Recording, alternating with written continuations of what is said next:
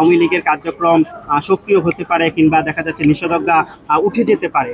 এটা নিয়ে আসলে সরকারের পক্ষ থেকে এখন পর্যন্ত কোনো নীতিগত সিদ্ধান্ত কিংবা আপনাদের মানে আপনাদের পক্ষ থেকে কোনো আলোচনা হয়েছে কিনা? এটা তো আদালতের ব্যাপার, আদালত যে সিদ্ধান্ত দেয় সেটাই মেনে নেব। আমরা বিভিন্ন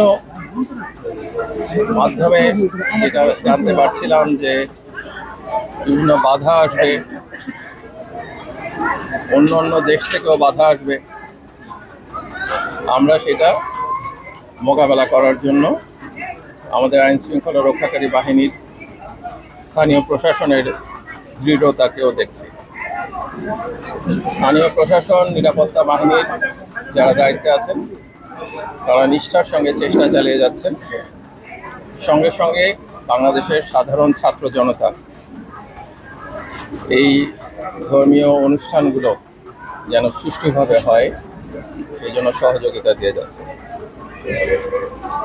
আমরা এই প্রক্রিয়া সবাই মিলে বিভিন্ন ধর্মের মানুষ যেন ধর্ম সুষ্ঠুভাবে পালন করতে পারেন সেটা নিশ্চিত করার চেষ্টা করছি।